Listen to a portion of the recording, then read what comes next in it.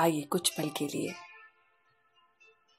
अपने मन को बाहरी सारी बातों से हटाकर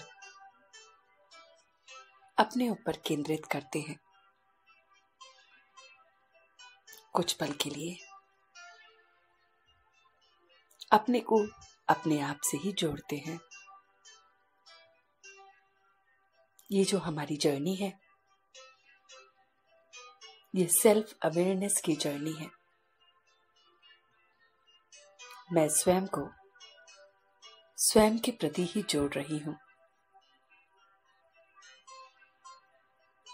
आज इस पल मैं जिस ध्यान के लिए बैठी हूं,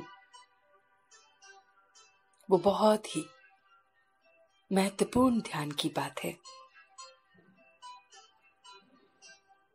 वो बात है कि जब हमारे जीवन में हमारे लाइफ पार्टनर का चले जाना, उससे जुड़ी असंख्य यादें, बिताए हुए पल और आगे का जीवन जो उसके बिना मुझे जीना है, इन सब पर हम कुछ पल के लिए अपने आप को देखेंगे। तो चलते हैं अपने इस सफर में, जिंदगी के वो सफर में, जिंदगी के वो पहलू में, जहां आज मैं स्वयं को इस अवेयरनेस के साथ जोड़ने के लिए तैयार बैठ गई हूं। तो सबसे पहले अपने आप को किसी भी एक स्थान पर विराजमान कीजिए और धीरे से अपनी आंखों को बंद कीजिए। अब आपका पूरा ध्यान बाहरी सारी बातों से हटकर इस आवाज पर पूरी तरह से टिक रहा है। सबसे पहले अपने मन को हम शांत करेंगे। अपने मन की हलचलों को हम धीरे धीरे शांत करेंगे। ऐ मेरे मन, तू कुछ पल के लिए शांत होकर बैठ जा। मैं अब अपने आप से जुड़ने के लिए तैयार हूं। तो चलते हैं अपने इस सफर पर, जहां आपकी जर्नी उस दिन से शुरू होती है जहां पहली बार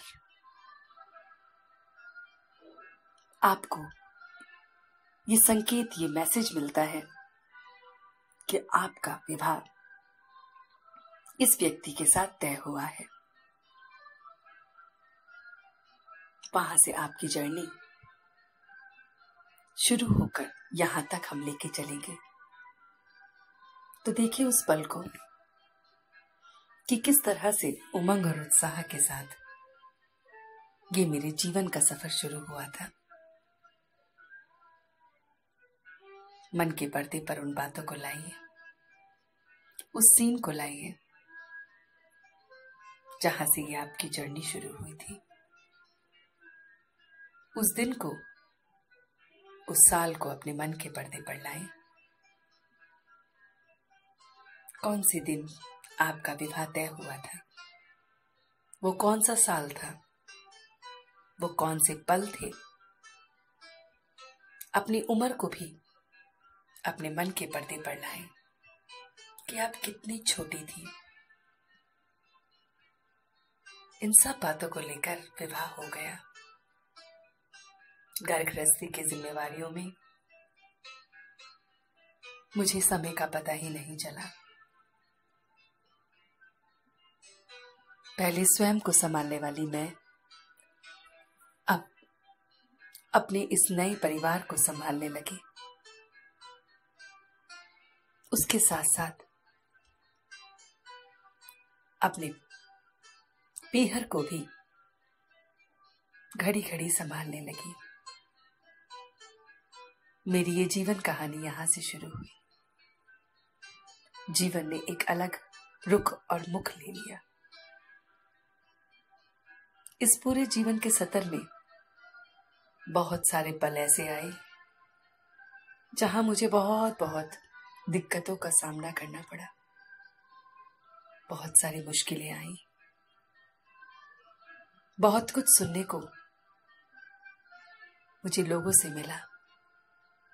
नए नए रिश्तों में बहुत कुछ उलझने आई, लेकिन पता नहीं किस तरह से सब आगे बढ़ता चला गया।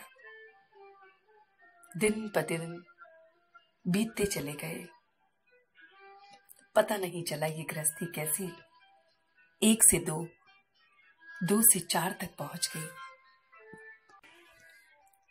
किस तरह से गृहस्थी आगे से आगे परिवार को बढ़ाती गई। अब मेरा स्वयं का परिवार हो गया, जिसमें मेरा पति, मेरे बच्चे और फिर उनका परिवार ऐसे जुड़ने लगा। उम्र का पता ही नहीं चला कि उम्र भी बढ़ती जा रही थी। इस पूरे भाग दौड़ में एक मैं ही हूं जिसने अपने ऊपर बिल्कुल भी ध्यान नहीं दिया।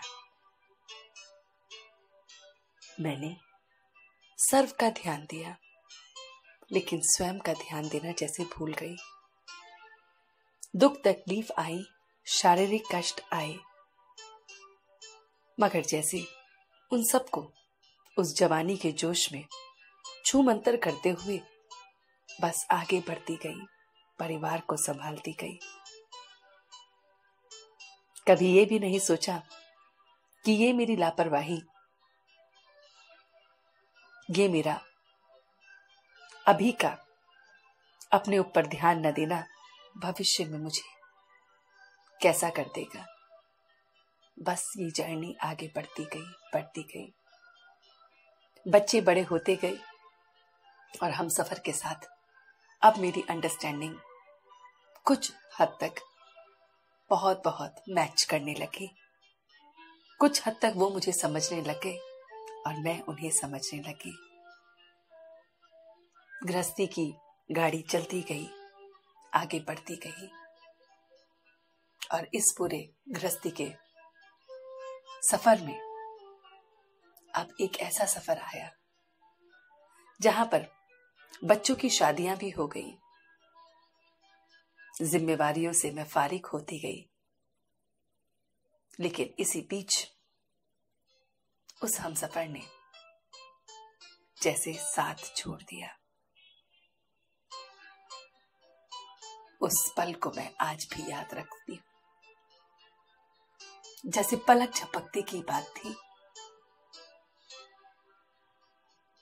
वो हमसफर जो इतने सालों तक दुख में, सुख में, गुस्से में, खुशी में मेरे साथ था,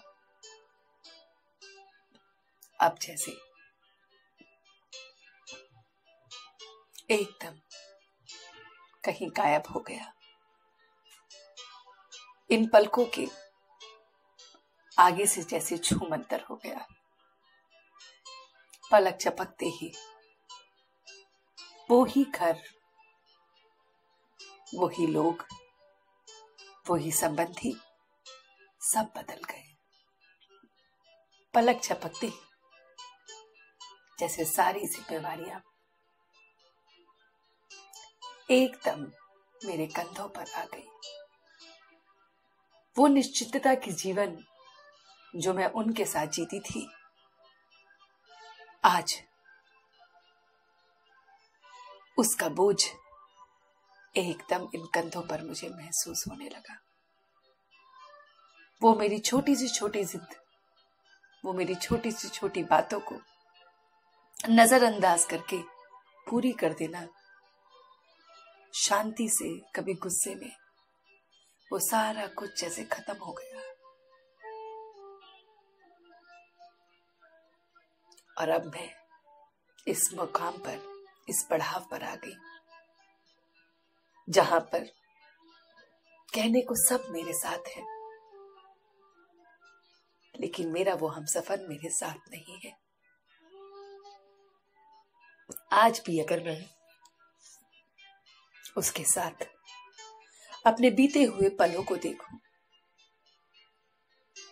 तो उन गुजरे हुए पलों में आज भी मेरे चेहरे पर खुशी और चमक आज भी मुझे महसूस होती है। अब ये सफर आ गया है जहां उस हमसफर ने मेरा हाथ छोड़ दिया है, मगर ये सफर भी इतना ही लिखा था। ये सफर उस परमात्मा ने मेरा इनके साथ इतने ही पल कर रखा था। जैसे वो गए, जिस भी रीति से वो गए, वो सब भगवान की कर्मा के हिसाब से है। उसमें मेरा कोई भी रोल नहीं है। सबसे पहले इस पल मैं अपने आप को इस बात से फारिग करती हूं कि उनके जाने में, उनके इस जीवन के सफर में मेरा कोई रोल नहीं है। परमात्मा ने जिस विधि से उन्हें अपने पास बुलाना था वैसे ही सब कुछ हुआ। तो सबसे पहले अपने अंदर इस विश्वास को कायम कीजिए कि जो कुछ भी हुआ वो परमात्मा की मर्जी से हुआ, वो कर्मा के हिसाब से हुआ। चाहे उस समय डॉक्टर्स अवेलेबल थे कि नहीं, चाहे कोई रिश्तेदार थे कि नहीं, चाहे ये हो जाता वो हो जाता, ये सब 19-20 जो प्रश्न हमारे मन में उठते हैं ये संभव थे ही नहीं। ये ऐसे ही होना था। इस बात को मैं स्वीकार करती हूँ। दूसरी बात जो मुझे स्वीकार करने की है वो ये है, अब जो ये आगे का सफर है वो मुझे बहुत बखूबी तय करना है। मुझे इस सफर को उनकी यादों के साथ साथ, उनकी पॉजिटिविटी के साथ साथ एक अच्छे हमसफर की तरह तय करना है। मुझे एक भी नकारात्मक बात उनके बारे में नहीं सोचनी है। मुझे उनके लिए बहुत बहुत पॉजिटिव वाइब्रेशंस देनी है। जैसे मेरा सफर उनके साथ सवेरे से लेकर रात तक, कई सालों तक चलता रहा, ऐसे ही आज भी सवेरे उठकर मैं सवेरे सवेरे उन्हें वाइब्रेशंस दे रही हूं परमात्मा की कि आप जहां हैं, जैसे हैं, बहुत सुखी, शांत और आनंदमय हैं। आप परमात्मा की छत्र छाया में बहुत सुकून को महसूस कर रहे हैं। परमात्मा आपको गले से लगा रहा है और आप उसके साथ अपने इस परिवार को बहुत बहुत आशीष दे रहे हैं। आप सर्वप्रथम मुझे अपना आशीर्वाद दे रहे हैं। आपका आशीर्वाद सदैव मेरे साथ है। आपका आशीर्वाद प्रत्येक बच्चे के सिर पर है। हर बच्चा आपके इस आशीर्वाद से फलीभूत हो रहा है। हर बच्चा आपकी पॉजिटिव क्वालिटी से भरपूर हो रहा है। अब आप इस समय नहीं हैं, मगर आपकी एक एक पॉजिटिव क्वालिटी हर एक बच्चे में जा रही है, उसको हिम्मत और बल दे रही है, मुझे हिम्मत दे रही है आगे जीने की। अब मेरे जीवन का लक्ष्य है कि मैं अपने जीवन को बहुत अच्छी तरह आपके आशीर्वाद के साथ बिताऊं। मैं रोने के और व्यर्थ की बातों में अपना समय नहीं बर्बाद करूंगी। मैं वो कार्य आपके पूरे करूंगी जो आपके सपने थे। तो कुछ पल के लिए अपने मन के पर्दे पर अपने हमसफर की वो बातों को रिकॉल कीजिए जो कभी ना कभी वो आपसे चाहते थे,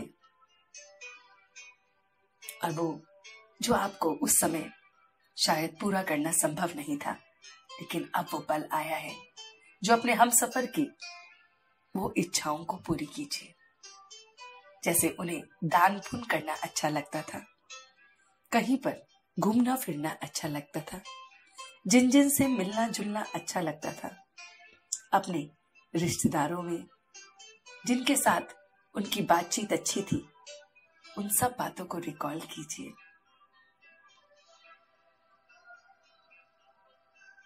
अब ये कार्य आपको संभालने हैं। अब दूसरा कार्य जो आपका है वो ये है कि मुझे अपने हमसफर से क्या सीखने को मिला। मुझे ये सीखने को मिला कि ये जिंदगी का सफर ऐसे ही छूमंतर हो जाएगा। उन्होंने पहले जाकर मेरी आंखें खोल दी हैं।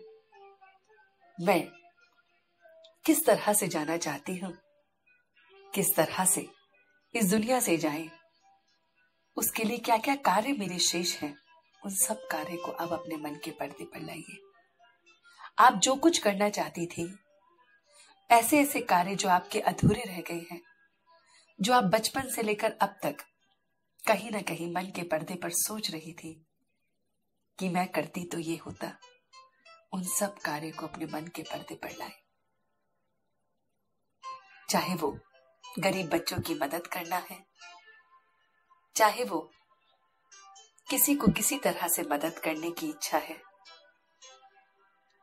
चाहे वो कोई आपके गाने गाने की इच्छा है, चाहे आप कोई सिलाई कढ़ाई कुछ भी कार्य जो आप समझते हैं कि मुझे करने थे और जिंदगी के इस जिम्मेवारियों के सफर में कहीं पीछे रह गए हैं, उन सभी को अपने मन के पर्दे पर लाओ और धीरे धीरे उसकी लिस्ट बनाओ और उन्हें वक्त ब वक्त पूरे करते जाओ। कहने का भाव ये है कि जिंदगी खत्म नहीं हुई है, अभी तो जिंदगी शुरू हुई है। हम सब उस परमात्मा के रोल मॉडल बन गए हैं। अब बस मुझे उसको ही तो याद करना है। अब वो मेरा हमसफर बन गया है। उस परमात्मा को अब अपना हमसफर बना लीजिए, क्योंकि वो ही आपके साथ इस जन्म, अगले जन्म और हर पल आपके साथ रहेगा। ओ मेरे हमसफर, अब तू मेरा हाथ थाम ले। मेरे जितने भी कष्ट हैं, रोग हैं, शारीरिक मानसिक, वो मैं सब तुझे सौंपती हूँ। अपनी और इस घर परिवार की जो भी समस्याएं हैं, जिम्मेवारियां हैं, जो तूने मेरे कंधे पर मुझे महसूस कराई है, वो मैं तेरे कंधों पर डालती हूँ। मैं बिल्कुल हल्की होके रहना चाहती हूँ, निश्चिंत होके रहना चाहती हूँ। तेरी गोद में मैं बहुत अच्छी तरह सोना चाहती हूँ। रोज रात को अपने आप को परमात्मा की गोद में ऐसे सोइए कि मैं तेरी गोद में सो रही हूँ। तू मेरे घर परिवार का पूरा पूरा ध्यान रख रहा है। तू इस एक एक चीज पर ध्यान रख रहा है, मेरे संबंधों पर ध्यान रख रहा है, और मैं निश्चिंत होकर अपने शारीरिक और मानसिक कष्टों से परे सो रही हूँ, निश्चिंतता की नींद में सो रही हूँ। सवेरे उठकर उसका शुक्रिया कीजिए कि तूने मुझे ये सवेरा दिखाया। अपने बच्चों को, अपने परिवारजन को, अपने कार्य को, अपने घर को सवेरे सवेरे चार्ज कीजिए, उसे पॉजिटिव वाइब्रेशंस दीजिए। संकल्प लीजिए कि रोना धोना व्यर्थ की बातें मुझे नहीं करनी है। जो कोई भी मेरे संबंध संपर्क में आएगा, व्यर्थ की बातें करेगा, उनके लिए भी मैं पॉजिटिव वाइब्रेशंस दे रही हूँ। अब अपने हम सफर के जाने के बाद आप बहुत बहुत होली हंस बन गई हैं। होली अर्थात प्योर हंस बन गई हैं। और होली हंस का काम होता है सिर्फ मोतियों को चुनना। अब सिर्फ ज्ञान की बातों की मैं सिमरन करूंगी। व्यर्थ के पंथर को मैं बिल्कुल नहीं चुनूंगी। व्यर्थ की बातों में, व्यर्थ के पत्थरों में मैं अपना समय नहीं बर्बाद करूंगी। मैं होली हंस हूं। अपने आप को देखिए, हंस का रंग कैसा होता है, सफेद। परमात्मा ने मुझे सफेद चोला दे दिया है। उसने मुझे हंस बना दिया है, पवित्र कर दिया है, और पवित्रता की निशानी है सफेद रंग। उसे सफेद रंग का चोला मुझे मन में पहना दिया है। दुनिया के लिए मैं कैसे भी रंगीन कपड़े पहनूं, लेकिन अंदर से मैं होली हंस हूं। इसलिए मैं एकदम सफेद, एकदम पाक, सिर्फ और सिर्फ ज्ञान की बातें, ज्ञान के मोतियों को ही चुनूंगी और सबको दूंगी। मैं मन से, शरीर से, शारीरिक रूप से सबके सहयोगी बनूंगी, सबकी मदद करूंगी और कमजोर नहीं बल्कि हिम्मतवान बन के दिखाऊंगी। महसूस कीजिए कि परमात्मा का रूहानी हाथ आपके सिर पर है और वो आपको आशीर्वाद दे रहा है। सदैव विजयी भव, सदैव सुखी भव, सदैव संतुष्ट भव, सदैव शांत भव, सदैव प्रेम स्वरूप भव, सदैव पवित्र भव। इन आशीर्वाद के साथ मैं वापस अपने आप को जिस स्थान से मैंने ये शुरू किया था वहां से अपनी जर्नी को जिस स्थान पे मैं बैठी हूं उधर वापस लेकर आता हूं और अपनी कॉन्शियसनेस के साथ धीरे धीरे अपनी आंखों को खोलकर अपने दोनों हाथों को रब कीजिए और ये सारी वाइब्रेशंस अपने पूरे शरीर को दीजिए और एकदम शांति, सुकून को महसूस कीजिए।